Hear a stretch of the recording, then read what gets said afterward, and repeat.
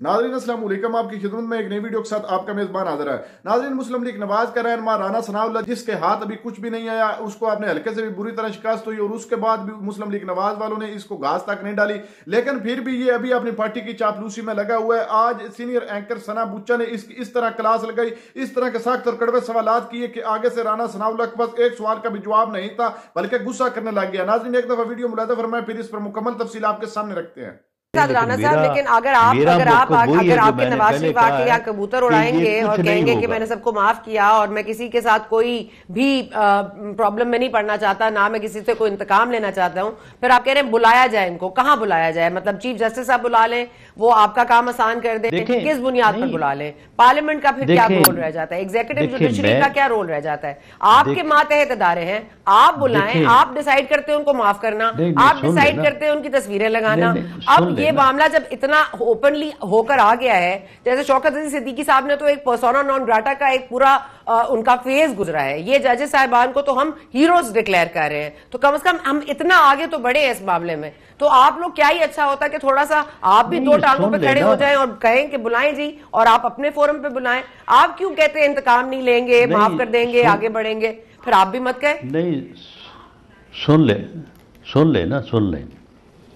मामला ये है कि जिस तरह से मैंने अर्ज किया कि बुला लें 17-18 के किरदारों को भी और 23-24 को भी और दें सजा, लेकिन सजा देने वाला भी शामिल है बीच में। अगर पार्लियामेंट आप कह रहे हैं तो क्या पार्लियामेंट के लोग इन चीज़ों में शामिल नहीं है? अगर आप अदालत का कह रहे हैं तो अदालत के लोग इसमें शामिल नहीं है? इस्टेब्लिशमेंट का कह रहे हैं तो इस्टेब्लिशमेंट के लोग शामिल नहीं है? सजा कौन देगा? सभी तो शामिल है इसमें। इसीलिए मियां नवाज शरीफ ने कहा था कि इस हमाम में इसमें सारे ही कसूरवार हैं, इसलिए आए, बैठे, सर जोड़ें, एक दफ़ा अपने माजी को जो है एक दफ़ा दफन करके बेहतर हाल और मुस्तकबिल के लिए सारे सर जोड़ के आगे बढ़ें, क्योंकि मुल्क अब इसका मुतहम्मिल नहीं है। ये इंतकाम, ये सज़ाएँ, ये ट्रायल जो हैं ये हो सकते हैं, 17-18 के लोगों पे भी हो सकते हैं, 23-24 के लोगों पे भी हो सकते हैं, सियासतदानों पे, जजेस पे, इस्टेब्लिशमेंट पे हो सकते हैं, लेकिन ये मुल्क अब इसका मुतहम्मिल नहीं है। मुल्क जो है वो अब इसके अलावा और आगे नहीं चल सकता कि सारे जो है वो सर जोड़ के बैठें, जो मियां नवाज शरीफ ने भी 21 अक्टूबर को बात की थी। सर, लेकिन मुल्क इसका मुतहम्मिल है कि तसद्दुक़ जिलानी साहब के साथ टीओआर डिस्कस लेकिन एक सर ऐसा है कि जो नहीं जुड़ेगा किसी के साथ। वज़ीर कानून को कहें कि ऐसा भी हो सकता है कि जो हमें इंस्टेंसेस नजर आए या ऐसे केसेस नजर आए जो सिमिलर हैं, हम उनको भी इसमें शामिल कर लें, उसको भी टीओआर में डाला जाए और वो कहा जाए कि उनको ये यकीन दिलाया जाए कि ऐसी टीओआर भी मौजूद है, उसमें ये भी है, और आपके भी केसेस, ये जो आप बात कर रहे हैं, इसमें ये सारी चीजें शामिल हो सकती थी। तो फिर अगर आप ही कह रहे हैं मुल्क मुतहम्मिल नहीं हो सकता, तो फिर आप लोगों ने काबीना की मीटिंग क्यों बुलाई? आप लोगों ने तसद्दुक़ के साथ हसन जलानी साहब तक को क्यों शामिल तफ्तीश करने की कोशिश की, या कम से कम उनको कमेटी का हिस्सा बनाने की कोशिश की? यहां तक बात होगी कि फेडरल शरीयत कोर्ट में बैठेंगे, उनको जो सेक्रेटेरियल स्टाफ चाहिए वो भी उनको मिलेगा। तो आप अगर समझते हैं इसका मुतहम्मिल मुल्क है ही नहीं, तो फिर आप ये तकल्लुफ क्यों कर रहे थे? फिर आपके शहबाज शरीफ साहब कहते थे मुतहम्मिल नहीं हो सकता मुल्क, छोड़े जी, जाने दें। ये देखें, ये तकल्लुफ कोई हुकूमत करे, कोई और करे, कोई इधर करे, कोई उधर करे, इसके लिए वो पंजाबी का एक अपना मुहावरा है, उसका कोई मुझे उर्दू में या इंग्लिश में कोई हम पल्ला लफ्ज़ नहीं मिल रहा कि गोंगुणा तो मिट्टी झाड़ना। ये वो चीज़ है, ये गोंगलों से मिट्टी झाड़ने वाली बात है और कुछ भी नहीं है। तो आपके नजदीक क्या इसका हल है? आपके नजदीक जैसे चल रहा है वैसे ही चले? जजेस साहिबान को एंथ्रैक्स के खत मिल रहे हैं, थ्रेट लेटर्स मिल रहे हैं, किसी के घर से कैमरे बरामद हो रहे हैं, किसी का बहनोई अबडक्ट हो रहा है, किसी को प्रेशर किया जा रहा है, तो ये चलता रहे क्योंकि ये मुल्क ऐसे ही चलेगा? नहीं, देखें, इसमें मामला ये है कि ये सारी चीज़ें जो हैं, ये मुल्क जो है ये इस तरह से चल नहीं सकता।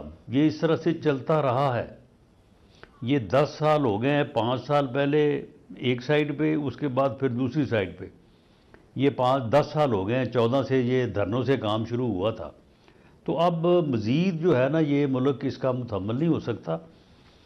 इसका जो है ये ट्रूथ रिकन्सिलिएशन की बुनियाद के ऊपर सच्ची बात एक दफ़ा सब बैठ के कौम को बताएं, तौबा करें, माफ़ी मांगें और फिर आगे से जो है एक नए दिन का आगाज़ करें और इस मुल्क को और जो है वो आगे लेके बेहतर अंदाज से चलें। सभी कॉन्स्टिट्यूशन के ऊपर जो है वो अमल करें, ताकतवर लोग भी करें, कमज़ोर लोग भी करें, सियासतदान भी करें, इस्टेब्लिशमेंट भी करे, अदलिया भी करे, मीडिया भी करे। तो इसी से जो है वो बात आगे बढ़ सकती है। अगर आपने ये पुराने कपड़े जो है ये गंदे कपड़े बीच चौराहे धोने हैं तो ये आप धोते रह जाएंगे और काम जो है ना वो ख़त्म हो जाएगा।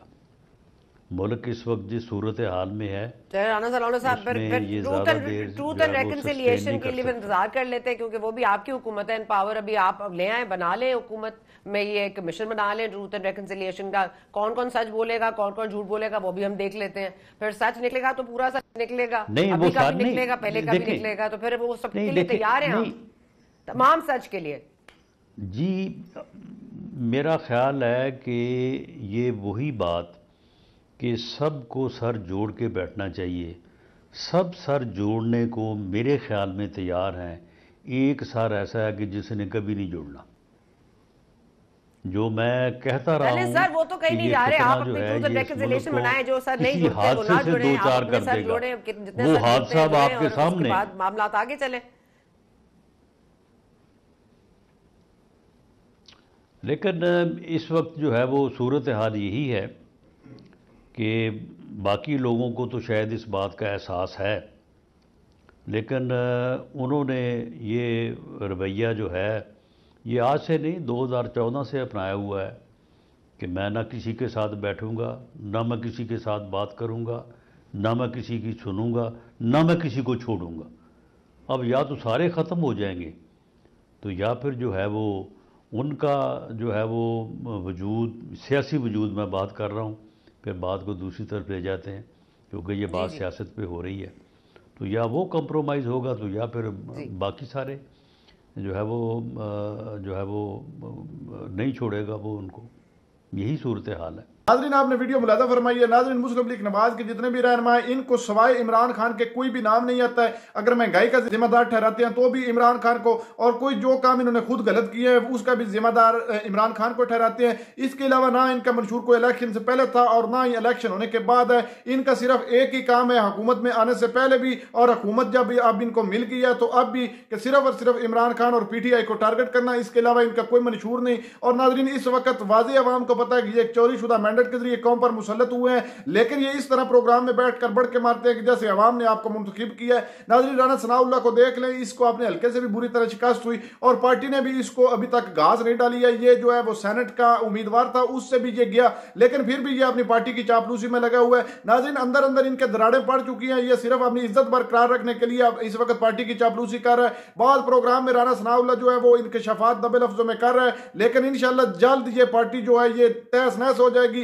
ये इनके घोड़े चेहरे जो हैं ये अवाम बखूबी जानती है। आज से नहीं, ये कितने सालों से इस कौम पर मुसल्लत है। इन्होंने क्या किया है पहले, जो अब ये करेंगे सिर्फ और सिर्फ इस अवाम का जो है ये खून चूसेंगे, इसके अलावा इनका कोई मंशूर नहीं है। ये जालिम लोग हैं और जो जालिम जबरदस्ती एक चोरी शुदा मैंडेट के जरिए कौम पर मुसल्लत हो गए, वो कौम के लिए खाक करेंगे, जो खुद हैं ही चोर और चोरी करना इनका काम है। राना सनाउल्लाह किस बेशर्मी की तरह जो है एक सवाल का भी जवाब इस शख्स ने आगे से ठीक नहीं दिया, हकीकत पर मबनी नहीं दिया, मुसलसल अपनी पार्टी की चापलूसी करता रहा। लेकिन मैं सना बुच्चा साहिबा की जुरत को सलाम पेश करता हूं जिसने बिला झिझक बिला खौफ इसके सामने वो सवालात किए जो इसको बड़ी चुभन दे रहे थे। नाजरीन इस तरह की बाहिम्मत खतून एंकर जो है वो हमारे लिए फख्र है और वो हमारे मुल्क का कीमती सरमाया है, जिनके अंदर थोड़ा सा भी खौफ नहीं है। क्योंकि मुस्लिम लीग नवाज वाले लोगों को इस तरह टारगेट करते हैं, उनको खौफ दिलाते हैं कि वो सवाल भी हमारी मर्जी के करें। पहले इनके मामलात तय होते हैं, जो भी साफी हजरात होते हैं उनसे ये पहले तय पा लेते हैं कि आपने सवाल हमारी मर्जी के करने हैं। लेकिन इस तरह की कुछ बाहिम्मत खतून औरतें और कुछ मर्द हजरात हैं